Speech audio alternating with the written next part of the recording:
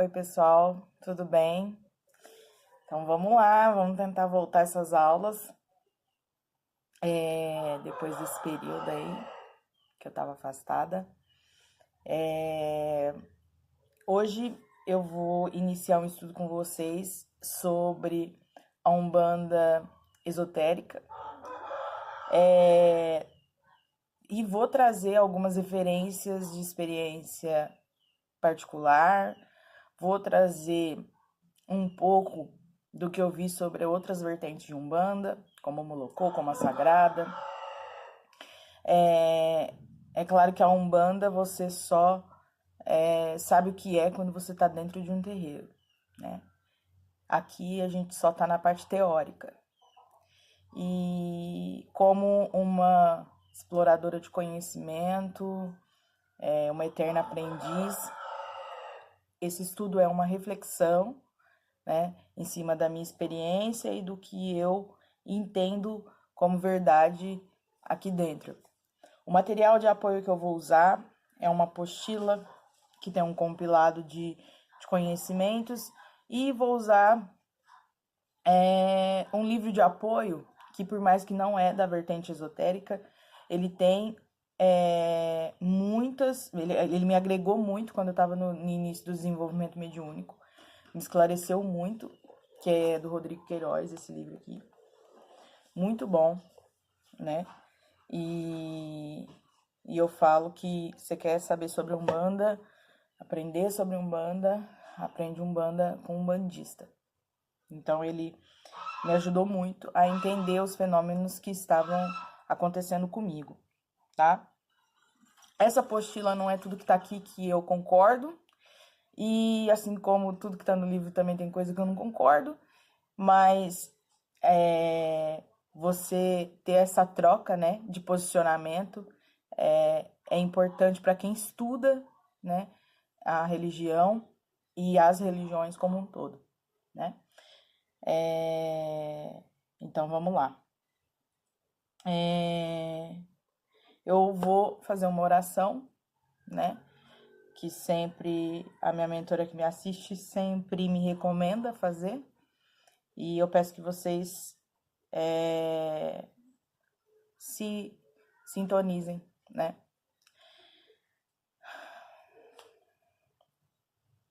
Salve, Rainha, Mãe da Misericórdia, a vida, a doçura, a esperança, nossa salve. A vós brandamos, degradados filhos de Eva, a vós suspirando, gemendo e chorando, nesses olhos de lágrimas. Pois, advogada nossa, esses vossos olhos misericordiosos a nos ouvir. E depois desse desterro, mostrai-nos Jesus. Bendito é o fruto do vosso ventre, ó clemente, ó piedosa, ó doce, sempre Virgem Maria. Rogai por nós, Santa Mãe de Deus, para que sejamos dignos das promessas de Cristo. Amém. Então vamos lá, né? Então começa aqui falando assim, ó, um pouco sobre a Umbanda, dentro da vertente dessa apostila, tá? Engana-se aqueles que pensam que a Umbanda é uma religião africana, mesmo que conste em textos legais. Temos que tirar o véu desta Umbanda desconhecida. Na verdade, o conhecimento deste culto milenar foi levado à África por povos atlantes durante as grandes migrações, que tomaram lugar depois da terceira subraça, a raça Atlante, originada na Atlântida. Esse foi o continente desaparecido nos mares do Atlântico, cujo pico mais alto, hoje remanescente, desde o arquipélago do Cabo Verde, entre outras ilhas do Nordeste, do Nordeste da África e do Brasil, em lugares como Fernando de Noronha. Entre os povos que habitam o antigo continente estava a raça negra, a etíope, que, com outros, migraram para diversas partes do globo em vista dos grandes cataclismos que se aproximavam do Antigo Egito até as Américas. Estes povos levaram consigo o nome de sua terra. Assim, os etíopes levaram para a África seu nome original, levando também o entendimento da magia e da luz divina, o Aumbandã. Aqui eu quero fazer um comentário. O que eu entendo estudando outras fontes desse comentário aqui dela? O meu posicionamento é o seguinte: não é que a Umbanda não é uma religião brasileira. Não é isso. É que essa cosmovisão da Umbanda, ela foi se repetindo em outras sociedades no globo. Então, não quer dizer que a Umbanda não surgiu aqui, né? O Aumbandã, que é o conjunto das leis divinas, é uma prática que você observa em outros povos, com diferente aplicação, com uma aplicação diferente, que aí a aplicação seria os dogmas, né? A religiosidade, a forma, os ritos, pode ser diferente, mas esse conjunto, ele foi visto em outras sociedades do globo. Então, por isso que aqui ela fala que não é uma religião brasileira, mas isso ela está falando, é o que eu acredito, às vezes não é o que ela quis dizer, mas é o que eu acredito, que não nasceu aqui no Brasil, porque é uma cosmovisão que se viu repetida em outros povos. Aí ela traz aqui menção sobre as raças, né, sub-raças, para quem já estudou sobre isso, mais à frente eu vou falar. E ela fala sobre Atlântida, que também tem um estudo vasto sobre isso. E aí, o porquê que eu um pouco divergente o meu posicionamento dessa pequena frase dela. Por quê? Porque a religião da Umbanda, ela é brasileira. Uma vez que ela tem aqui espíritos, né, em sua base, ela tem espíritos que estavam, né, aqui no território do Brasil. Então, por mais que o conjunto das leis divinas, que é o Umbanda, ele não é brasileiro, né? Você tem essa cosmovisão em outras sociedades que passaram pelo globo, mas a Umbanda, ela é a única religião brasileira, a única religião que é brasileira, composta por todo esse misto, né? Por toda essa miscigenação, por toda essa trajetória e história de povos que aqui habitaram. Então, essa é a minha opinião a respeito desse comentário dela. Aí ela continua. Aí mesclaram por tradições religiosas dos povos locais e com feiticeiros, dando origem a cultos que se utilizavam precariamente dos conhecimentos ancestrais, que foram naturalmente se perdendo com o tempo junto com outros rituais. No Brasil, com a vinda dos escravos africanos, que não podiam exercer seus cultos tribais livremente por causa da pressão da Igreja Católica, surgiram cultos modificados. O candomblé, por exemplo, transformaram em santos cristãos tanto as divindades ancestrais como o entendimento que tinham sobre os orixás, pois foi o que restou da ancestralidade da cultura etíope, numa inteligente estratégia para driblar as dificuldades da época. Ogum foi chamado de São Jorge, Oxóssi de São Sebastião e assim por diante. Como se vê no sincretismo, teve a ver com uma necessidade temporária dos escravos para continuarem a exercitar sua fé, distanciando-se da Umbanda. Tá.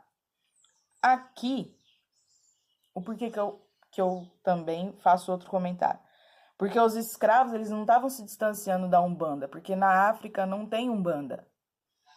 Os escravos, eles estavam se distanciando da sua fé nos orixás que eles tinham, né, Inquice, Voodoo, independente ali de qual era a divindade cultuada, eles estavam se distanciando da sua fé primária ali, da sua religiosidade primária, uma vez que a escravidão só dava essa opção, né?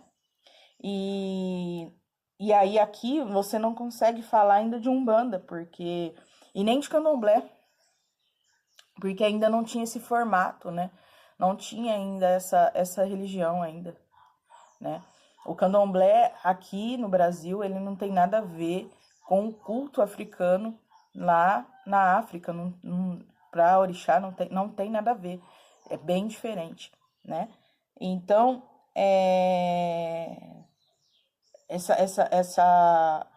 essa forma deles ritualizar as suas divindades foi em razão de uma opressão ali diante da escravatura, e onde eles foram fazendo, né, colocando em polos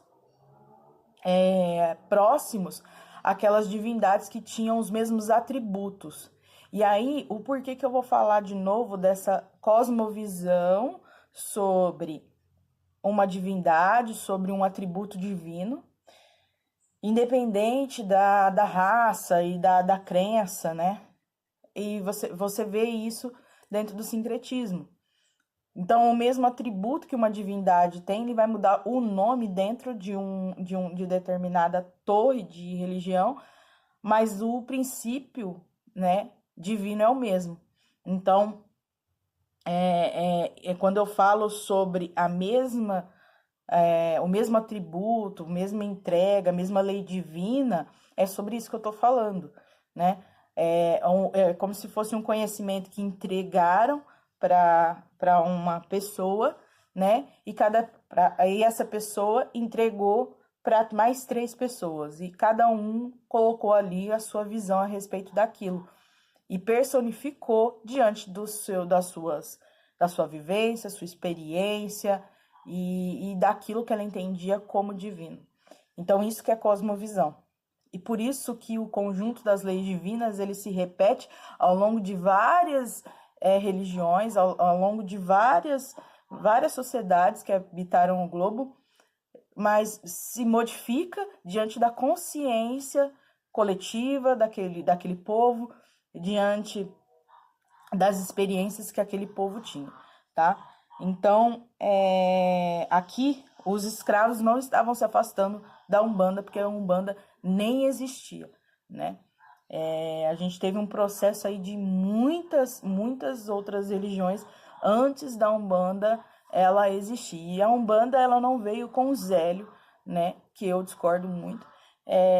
O Zélio, ele foi uma porta de consciência para que a Umbanda e o kardecismo conseguisse ali, numa tentativa da espiritualidade, caminhar juntos, né, diante daquilo que o kardecismo estava, né, distorcendo esse conjunto das leis divinas em sua prática, em algumas casas. Então, a espiritualidade, ela dá a volta e ela dá um jeito de ampliar a consciência daquela sociedade dentro daquilo que ela está objetiva, né? Então, se ela viu que dentro daquela prática ia ter uma deturpação, né, de conceitos morais a respeito do outro, do próximo, de seu semelhante, ela deu um jeito de contornar, né? E trazer aí, dentro de um ambiente, um território, né, onde era massivo o número de entidades, né, divindades que estavam habitando o campo espiritual do território, né, que isso mais para frente também eu vou falar, porque uma das coisas que mais é bonito da Umbanda, eu acredito, e que só compreende isso quem estuda a religião mesmo, é essa diversidade. E essa diversidade, ela tem influência territorial. Por quê? Porque o número de espíritos que ali desencarnam em cima daquele território tem influência nas divindades que vão ter trabalho em terra. Então, quando você tem o catimbó, mais lá para cima, eu tô no sudeste. Quando você tem um catimbó lá no nordeste, no norte, você tem influência de um desencarne de entidades que estão habitando aquele território espiritual ali e que vão influenciar, estão ligados àquela terra, estão guardando aquela terra, né? Dentro da espiritualidade, eles são muito organizados, nós aqui que somos desorganizados. Então, eles têm essa influência territorial, tem influência ancestral também, né? Então, é todo um conjunto.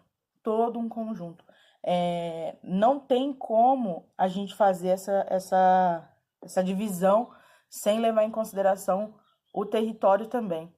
A Umbanda praticada aqui no Sudeste, ela não é a mesma do Sul, ela não é a mesma do Centro-Oeste, ela não é a mesma. E é por isso, e ela não deve ser a mesma, porque vai levar em conta o fator territorial, o número de desencarne, ali as experiências daqueles mentores que ali habitavam, a necessidade espiritual daquele local, né? E é isso que é bonito na Umbanda, porque ela se adequa à realidade de fato daqui da 3D, né? E isso eu acho esse movimento a coisa mais linda do mundo. Então vamos lá. Depois surge originalmente como um movimento hermético e fechado nas academias iniciáticas, a original Umbanda que teve a sua função revelada quando precisou transformar num culto gerido por magos brancos para combater, então, o emergente movimento de magia negra que se espalhava no Brasil. Aparecem os senhores de face tenebrosa, os magos negros, espíritos dominadores egressos do planeta desaparecido. Aqui, ela já está citando um pouco de um conhecimento muito amplo, muito mesmo, que vai de encontro com a apometria, que vai de encontro com outros tipos de vertentes que não a Umbanda, que depois também eu posso falar. E aí a gente vê a junção aqui já da doutrina espírita kardecista com a doutrina espírita umbandista, né? E o trabalho das duas juntas, né? Então, quando ela menciona esses termos de mago negro, entre outros, você vê aqui o surgimento dessa nova necessidade. Por isso que eu falo que a espiritualidade, ela usa a porta de consciência necessária. Ela viu que ela precisava que aqui na 3D, os humanos, eles se fizessem uma organização, conseguissem ritualizar juntos, porque o homem ele precisa da religião para aproximar ele daquilo que é passo a passo, senão ele não consegue praticar. Para poder fazer o trabalho que tem que fazer. Então, quando ele junta, tem um livro do Ramatiz que eu gosto muito, inclusive tenho aulas no canal sobre ele, que é a missão da Umbanda, e depois ele tem a missão do kardecismo, e ele traz muito, muito bem a missão dos dois juntos, né? E eu acho isso muito incrível. Então vamos lá, a parte boa, né? Porque o homem que deixa a parte ruim. No decorrer dos tempos, sua trajetória e seu entendimento ficaram velados. Ressurgido no astral por ordens superiores, inicia-se o resgate do culto antigo, quando no triângulo fluídico foi traçado sobre o céu do Brasil. Aí, então, centenas de entidades de diferentes locos, desde o princípio, trabalharam arduamente no desenvolvimento da raça humana, por amor do homem. Quando então aparece o Caboclo das Sete Encruzilhadas em 1908, momento em que a antiga Umbanda começa a renascer em solo brasileiro com o apoio de centenas de espíritos no astral do planeta. Aqui tem uma menção, né, de Chico Xavier, que fala que o Brasil é a pátria do Evangelho, e o Brasil ele tem uma função, isso dentro da Umbanda Esotérica tem muito material sobre isso. A influência, né, que o Brasil tem na espiritualidade, né, até hoje, se você for pesquisar essa diversidade, esse conhecimento que os brasileiros têm sobre a espiritualidade é muito diferente de outros países, né? Os outros países são muito fechados, alguns são muito ainda fechados para uma visão mais universalista, né? E o Brasil ele tem uma facilidade para essa porta, né? Para quem sabe aproveitar ela. Então, aqui, quando ela coloca esse termo, né, falando do Brasil, é sobre isso que ela está falando, né? E quando ela fala aqui do caboclo, né, das Sete Encruzilhadas, ela está falando exatamente, né, da questão do Zélio, que eu disse que foi uma porta de consciência, que se não tivesse aquela porta de consciência, a gente não tinha conseguido dar um salto quântico nessas misérias, né, do homem, que é o preconceito, racismo, e assim, a classificação, né, do melhor, do pior, classe social, entre outras questões, que só foi possível a espiritualidade usando essa porta, né, quebrando aquela massa, né, de consciência negativa que estava ali se criando dentro, né, de uma prática que aquele mal, aquele bem vestido de mal, né, que você vê a prática, mal vestido de bem, quando você vê uma prática que em nome de uma espiritualidade você classifica o outro, né? Então, isso foi a única forma de dar certo. Aí ela coloca: muito há sobre a lei da Umbanda.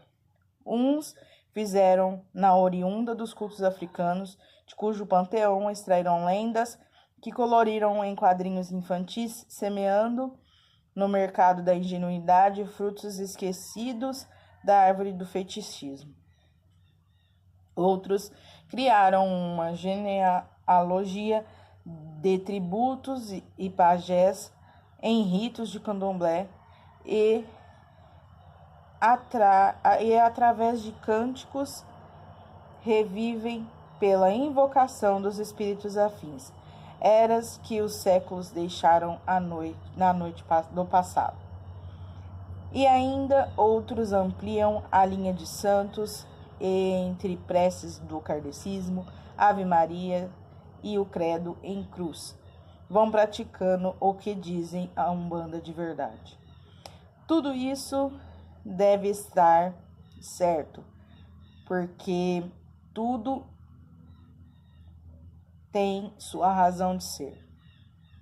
É um grau de entendimento de cada um, mas então na Umbanda, mas não são na Umbanda em si, em sua essência e sua plenitude. É que eu vou lendo e vai vindo muita informação na cabeça. Acho que o mais incrível de quando você se debruça a estudar é a sede de conhecimento que você vai tendo em cada ponto que você não concorda. E aí, você só tem ampliação de consciência, salto quântico, dê um nome que vocês quiserem, quando que você sai só desse discordar. Porque ia ser fácil se eu ficasse aqui criticando alguns posicionamentos, né, da escritora aqui. Mas o que me conforta? Quando eu busco conhecimento, me esclareço ali naquele conhecimento, nutro, né? O conhecimento vos libertará. E aí você tem um entendimento e tá tudo bem. Então eu não preciso levar a minha discordância para ela ou criticar. Aqui eu tô dando um exemplo da apostila, mas isso eu tô falando quando você estiver divergência de entendimento com outra pessoa. Então, o conhecimento é para você. Se você busca e ficou esclarecido com isso, tudo certo, tá?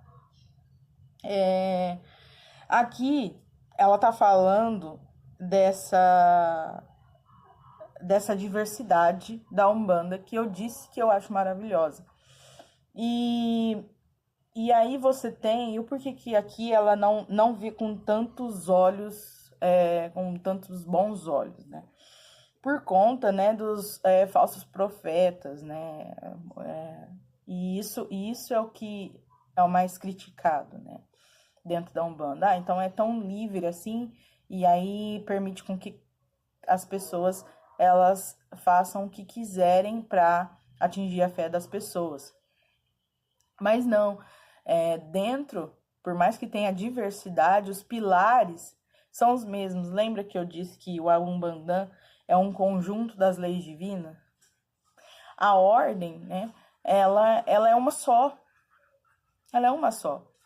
O princípio, ele é um só. Então, é a ritualidade que vai mudar. E o homem, ele erra quando ele quer que a ritualidade seja uma só. E não tem como dentro da Umbanda a ritualidade ser uma só. Porque se a manifestação mediúnica ela é inerente ao indivíduo, cada indivíduo tem sua ancestralidade, sua história, suas encarnações, tudo. Então, logo, não tem como ser a mesma. Então, o que eu pratico dentro da minha casa de axé, não posso falar que outro dirigente tem que praticar o que eu pratico, porque a experiência dele é uma, as entidades dele vão ser uma, não tem como ser a mesma. É claro que aí, né, a gente tem essa questão, né, que ela falou do fetichismo, né? Então, quando você não tem esses pilares da ordem, do conjunto das leis divinas, isso cai. Mas o pilar da Umbanda, independente de qual vertente, ele é o mesmo. Ele é o mesmo em todas elas, né? E aí a ritualidade é de acordo com a experiência e manifestação mediúnica territorial, ancestral, de cada indivíduo que ali está a praticando, né?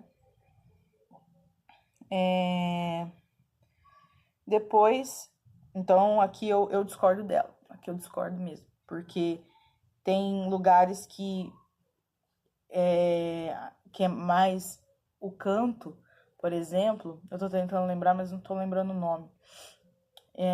Acho que não é a Jurema, não. Outro. Não tá me vindo. E aí, a ritualidade em volta dos cantos, a coisa mais linda. Então, aquilo tem um fundamento. Né? Eu falo que é a mesma coisa se a gente pegar, for lá numa aldeia indígena e tirar tudo aquilo deles e entregar uma apostila, falando que o que tá aqui que tá certo e o que ele tá fazendo tá errado. Né? Ele não tá fazendo de acordo com o que a gente acha correto, por conta da religiosidade. O rito não está correto, né? E aí cai naquilo que eu falei. Logo está correto, porque o rito dele é de acordo com a territorialidade, a ancestralidade, manifestação mediúnica do indivíduo. Então, isso que é cosmovisão e é a fé ali da pessoa, né? Vamos aqui continuar. Na China encontramos o Rei King, livro sagrado do antigo sábio da história chinesa, há 5.500 anos, já se referia a outros sábios, dos quais aprendera as verdades que desejava legar às gerações. Ensina as relações do homem com a criação através de sinais de figura em forma de círculo e linhas horizontais e verticais, deixando de lado o esoterismo velado. Então, aqui vou terminar de ler essa parte, e aí eu vou explicar um pouco, batendo bastante nessa questão da diversidade e o porquê que a Umbanda ela vai também ter influência territorial, vai ter influência, como eu disse, ancestral e manifestação mediúnica do indivíduo, e essa diversidade, né? Então, por isso que os pilares é interessante todos saberem, mas o restante é inerente a cada local que ela é praticada. Então, vou continuar aqui, ó. No Egito, seus livros sagrados encontramos antiguíssimas tradições por sinais secretos e imagens, desenhos simbólicos. As mesmas verdades eternas somente alcançadas e compreendidas por iniciados de uma ordem, certo?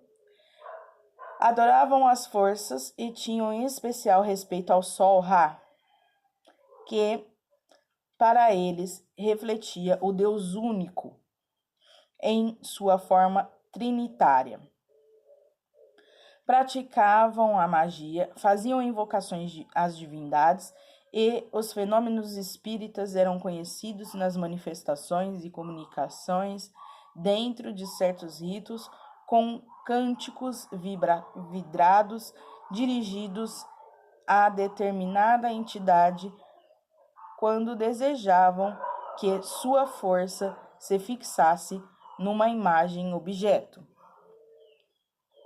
Na Índia, consta como antiguidade os livros sagrados, os Vedas, compilados por Vishnu há 3.400 anos e que, segundo Paul Gibier, tem uma antiguidade impossível de precisar, e diz um astrônomo hindu em suas observações sobre o percurso e posição das estrelas que se reportavam há 58.000 anos. Já citava os Vedas como obras veneradas desde um passado longínquo. Há uns 8.600 anos, vamos encontrar a fundação do ciclo de Rama, segundo as provas que nos dão.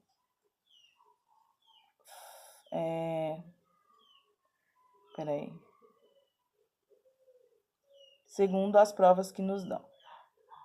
Já Rama, o primeiro patriarca desta ordem, deixou um livro em língua hermética que contém o alfabeto ariano ou adâmico. E grava essa parte, viu? Esses sinais, né? Essas escritas adâmicas. Isso é um ponto muito importante. As características dos secretos, sinais e triângulos representados em um círculo, onde os princípios e as verdades originais estavam definidos. O que traduzem estas revelações? Conhecimento, práticas, símbolos, ritos, formas quânticos, sinais secretos, invocações místicas, fenômenos ditos espíritas desde os dias da eternidade, são verdades que o homem não criou, apenas as constou em estas verdades vieram ao seu raciocínio. desde quando começou a sondar o desconhecido pelas forças que sentia em si e na própria natureza. Antes, a busca pelo conhecimento, em primeiro lugar, deve-se ao temor oriundo da própria ignorância, que ativou-lhe o espírito, na qual já vinha imantado o sentimento religioso, ou seja, a necessidade da relação do seu ego com o sobrenatural, provocando em sua consciência a revelação divina pela religião, berço de todas as ciências, pois é a própria magia de Deus. Assim, podemos ver que tudo já existia, antes mesmo que o espírito animasse a forma humana. Esse todo existe, não é acaso, obedece uma lei que coordena um movimento evolutivo dentro da unidade, que é a manifestação básica desde o mesmo Deus. E essa lei, essa religião original, que conjuga forças de qualquer plano, é o elo empoeirado da raça vermelha à negra, e desta até nós, que a tradição embaralhou. Basta lembrar que Moisés, o grande iniciado, aprendeu-a de Jetro, sábio negro de pura raça, e deixa visível em sua gênese que no princípio era uma só fala, uma só religião. Por volta de 5.200 anos, deu-se o cisma de Ischu. Eu não sei falar a referência aqui, eu vou deixar depois escrito. Consequência das ambições, pressões e conveniências políticas que se fizeram sentir principalmente sob Krishna, que coordenou em alterar sólidos princípios que a tradição esotérica conservou através das academias ou colégios de Deus.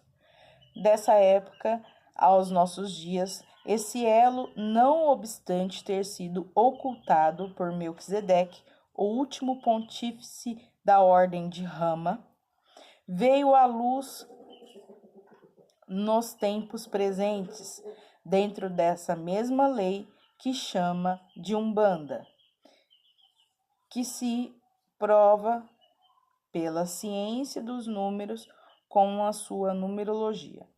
Umbanda é a lei máter que regula os fenômenos das manifestações e comunicações entre os espíritos do mundo astral e o mundo da forma. É uma religião original, o próprio elo vivente revelado pelo Verbo Criador, que os sacerdotes e iniciados da antiga escola em parte ocultavam e em parte ensinavam. E aí aqui, olha só, eu vou dar uma pausa para falar um pouco dessas citações dentro da Umbanda esotérica, onde ela vai pegando um pouco do hinduísmo, um pouco da cultura chinesa, um pouco da cultura egípcia, e ela vai fazendo um amarrado, ela vai amarrando as informações.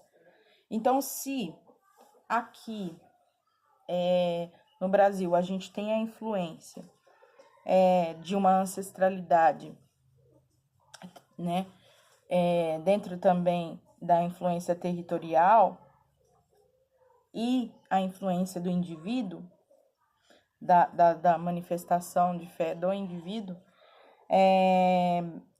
a história se repete em outras sociedades. A história se repete. Então, o conjunto das leis divinas, que é uma Umbanda, ele foi entregue em outras sociedades. E aí, quando ela cita essas outras conhecimentos, essas outras cosmovisões, é exatamente sobre isso, né? Você vê essa lei e ordem em outras sociedades, apesar da ritualística ser diferente, a forma como ser passado diferente. Aí aquela até fala, teve, mesmo em sociedades mais antigas, teve sim uma privação de conhecimento do sacerdote para os seus iniciados, que isso é o que a gente vê hoje. Tem muito essa questão, né, do pai de santo não formar o filho de santo, com medo do filho de santo, sei lá, abrir outra casa, ou ter aquela mironga de congar, falar que é só aquilo que tá ali, é um segredo, não pode ser revelado, né? Então, isso é o que atrapalha e traz ruído, né, para a aplicação da ritualística. É claro que precisa de uma ordem, porque sem ordem não tem como você fazer aquilo que precisa. Precisa de uma disciplina, né? Porque senão o homem ele não consegue caminhar sem a disciplina, né? Ele não pode deixar tudo solto, né? Eu falo que a experiência, quando ela é solta, o homem não dá conta. Por isso que tem gente que quando faz ayahuasca, por exemplo, não dá conta, porque é uma experiência solta, né? Uma experiência onde você tem acesso a uma espiritualidade muito ampla. E o homem, ele tem uma dificuldade com essas experiências. Ele precisa de algo mais micro para ele conseguir se aproximar, né? A sua semelhança, né? Ele precisa da sua semelhança.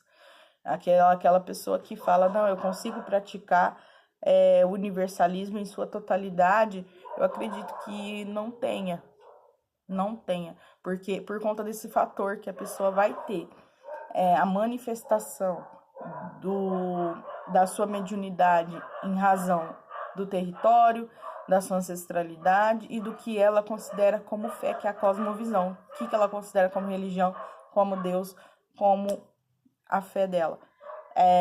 Agora, o universalismo, ele praticado em conjunto com outras pessoas, aí dá certo. Mas uma pessoa só conseguir praticá-la sozinha é impossível. É impossível. Né? O último, eu acredito, realmente foi Jesus. Então, aqui, quando ela traz esses conhecimentos, é exatamente sobre isso que eu estou falando, quando você faz um paralelo com as práticas umbandistas e suas diferentes ritualísticas no território brasileiro. Você tem o mesmo conjunto das leis divinas entregue a uma sociedade, porque a falange da Maria Mulambo que se manifesta aqui no Sudeste é a mesma falange que se manifesta lá no Nordeste. Mas ela usa o encarnado, né? O desencarnado que foi arrebatado para pertencer àquela falange, ele tem as suas características, ele tem a sua forma, né, de se expressar, mesmo levando o nome da falange da Maria Mulambo dentro dessa ritualística. Então, por isso é diferente, né, apesar de ser a mesma lei, entendem? Mas vamos lá. Aí ela vai falando aqui, né, um pouco dessa questão batendo ainda um pouco em cima dessa questão dos sacerdotes e dos iniciados, né, que você não vê esse repasse, né. Eu fiz um estudo aprofundado sobre a sociedade egípcia, onde você vê que foi o último projeto, né, de uma sociedade que se autodesenvolvesse, fazendo ali a questão do autoconhecimento, uma porta de acesso muito grande, e estudos, assim, pelo menos um estudo que mais eu fiquei muito em simpatia com ele, foi um estudo que até eu fiz um livro sobre isso, depois eu posso deixar o link para vocês, onde eles comparam, né? Eles falam que cada templo no Egito era uma câmara iniciática, onde ali você aprendia uma ritualidade, né? E aí eu fiz um estudo muito completo onde eu coloco o que cada templo tinha e a correlação disso com o conhecimento sobre chakras. Por quê? Cada chakra é um desenvolvimento, é um nível de desenvolvimento humano, né? E eles falam que o templo onde houve a queda da humanidade egípcia, né? Da sociedade egípcia foi o templo que trabalhou o plexo solar, que é onde a humanidade não conseguiu fazer o desenvolvimento da forma que precisava, não conseguiu superar os atributos da dualidade desse chakra, do que foi trabalhado, da proposta do que tinha para ser trabalhado, né? Então, assim, as emoções, né? Não conseguiu fazer esse desenvolvimento. Então, eu trazendo, né, esse conhecimento sobre a sociedade egípcia, hoje é o que a gente tenta fazer hoje. É levar o autoconhecimento, é levar a busca por conhecimento externo também, para compreender o interno, né? Então, é uma luta. Acredito que todo sacerdote, independente de religião, assim como eu, a maior batalha, além de si mesmo, né? É você fazer aquele medianeiro, né? Aquele médio, compreender que ele tem uma grande batalha em si mesmo. O maior projeto da vida dele é se desenvolver, né?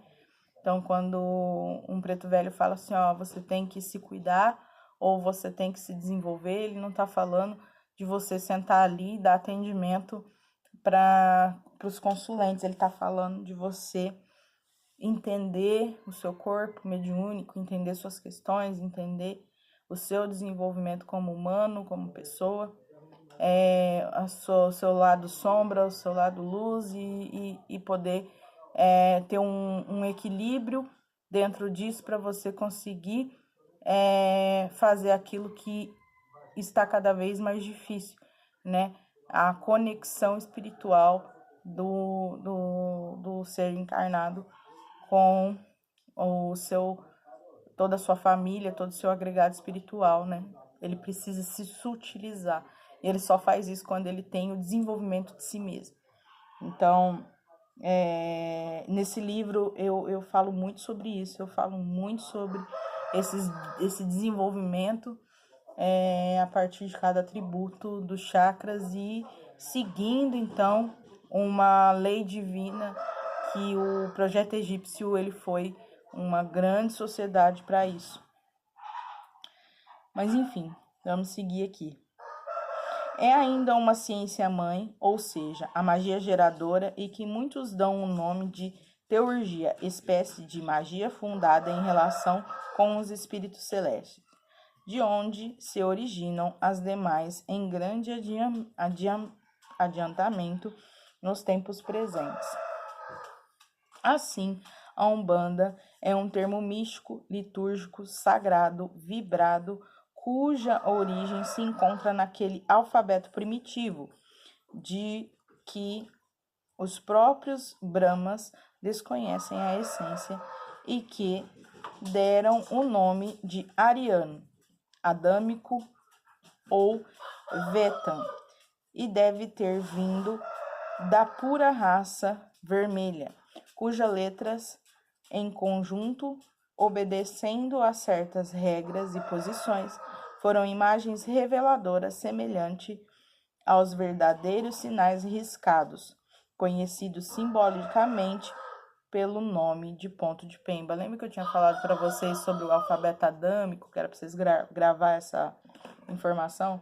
O alfabeto adâmico nada mais é, dentro dessa egrégora da Umbanda esotérica, do que as escritas, né, a magia de Pemba, os pontos riscados, né, nada mais é do que um alfabeto, né, uma linguagem muito antiga, né, onde você tem a comunicação, né, a verbalização por figuras, né, então, e cada verbo, né, cada palavra, ela grava, né, ela traz o seu sentido, a sua energia, né, então por isso é tão sagrado, assim.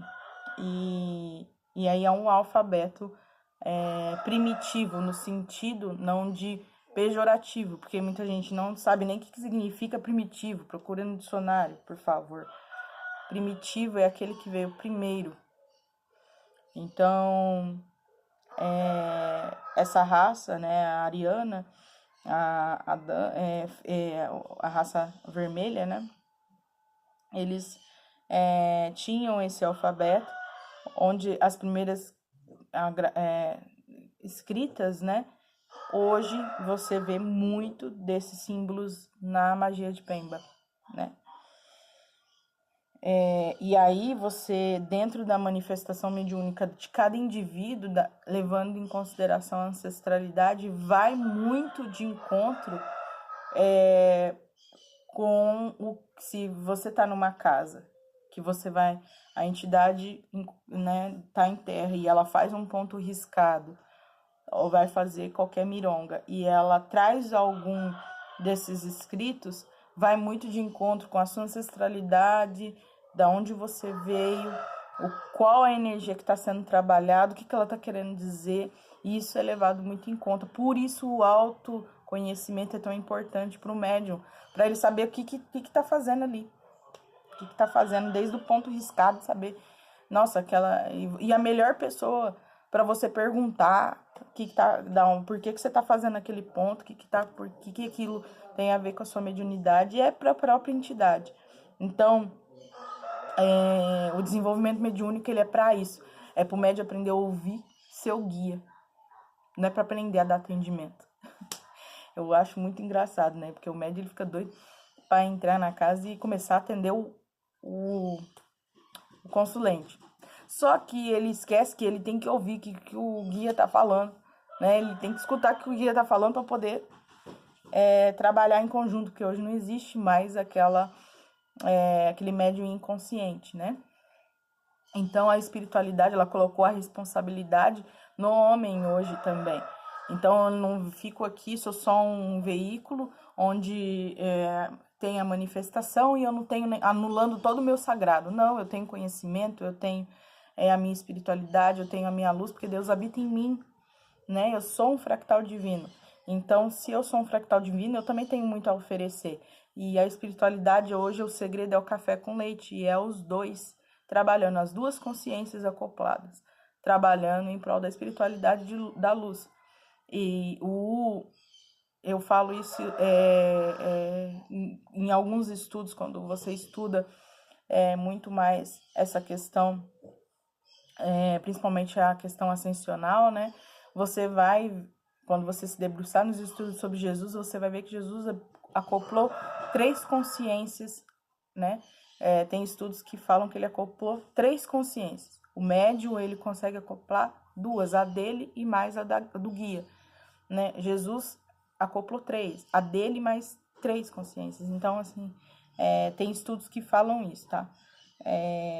Então, assim, o desenvolvimento mediúnico, ele é muito árduo, porque o médium, ele precisa aprender a ouvir, né, e não a falar. Falar é um outro ponto. Então, já vamos caminhando aqui para o final. O alfabeto adâmico é um alfabeto primitivo, porém já trabalhado, isto é, fonetizado. Porém, sendo ele básico, não deixou de ser sua fonte original.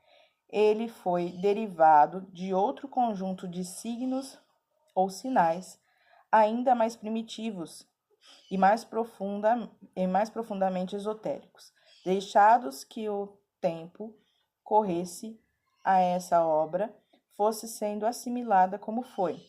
Em 1967, com o lançamento da doutrina secreta da Umbanda, ficou comprovado que foi realmente da escrita pré-histórica do Brasil, uma escrita raiz que dele derivou.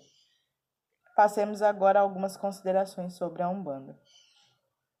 Então, aí aqui ela traz alguns autores, né, da parte esotérica, como da Mata e Silva, Alves de Oliveira, entre outros, que falam sobre esse assunto, traz a menção sobre o seu posicionamento, do que é a Umbanda, do que para eles é o conjunto dessas leis divinas, né?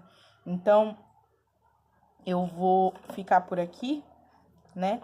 E a gente retoma, né?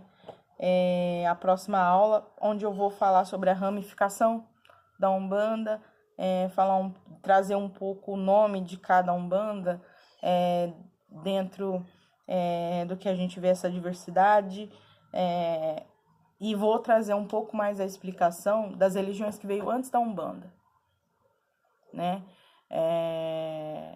Esse processo, né, que teve de você tentar apagar um nascimento tão genuíno da cultura que foi construída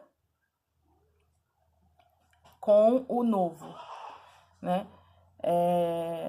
O maior desrespeito que eu vejo dentro hoje da egrégora umbandista é você desrespeitar a ancestralidade, porque a ancestralidade é o chão que você pisa, sem ela não tem.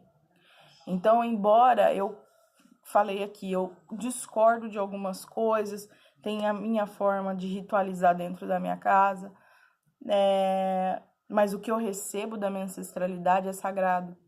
Eu recebo aquilo de coração aberto, né? E com muito respeito a eles, né? E então, isso, principalmente quando a gente teve a inserção da Umbanda com o Zélio, teve uma quebra com respeito a que não foi a intenção do caboclo ali naquele momento. A intenção dele foi o salto quântico, foi a ampliação de consciência dentro da mediocridade, né, que estava sendo feita com os semelhantes por conta da espiritualidade, colocando em nome da espiritualidade, e o homem não sacou isso, muito pelo contrário, ele usou de pejorativo, né, classificou Exu, classificou a ritualística preta da cultura umbandista, né, da contribuição. Então, assim, isso ficou muito, muito, muito feio, acredito, para não usar outra palavra, e vem se pendurando, né, vem se repetindo até os dias atuais, onde a gente tem, infelizmente, o que é conhecido como Umbanda branca e Umbanda preta, e entre outras, né, que eu acredito que é uma classificação muito pejorativa para a religião, porque Umbanda não é isso, né, e aí eu vou trazer o porquê que a ancestralidade ela é tão importante, e acredito que é isso que falta muitas vezes para os médios compreender as manifestações mediúnicas dentro do terreiro, dentro do centro kardecista, dentro do centro onde estiver, porque hoje as entidades elas não estão ligando muito para a vertente religiosa, elas descem e fazem o que ela tem para fazer. Elas usam sim a ideoplastia, né, que a gente fala que é quando aquele mesmo espírito ele põe lá os trajes mais confortáveis aos olhos do homem, né, para poder trabalhar, mas é necessário a gente compreender da onde nasceu aquela cultura, aquela ritualística, né? Então, as benzedeiras, as bruxaria, da onde que vem isso, né? Da onde que vem? Você tem uma pombagira que ela é mais bruxona, e por quê? Que isso? De onde tem essa influência? né? E eu acho que o que faz o médium não compreender isso é apagar essa parte da história. Falar que nasceu em 1908 e não foi isso, né? A gente tem um Brasil aí antes disso, né?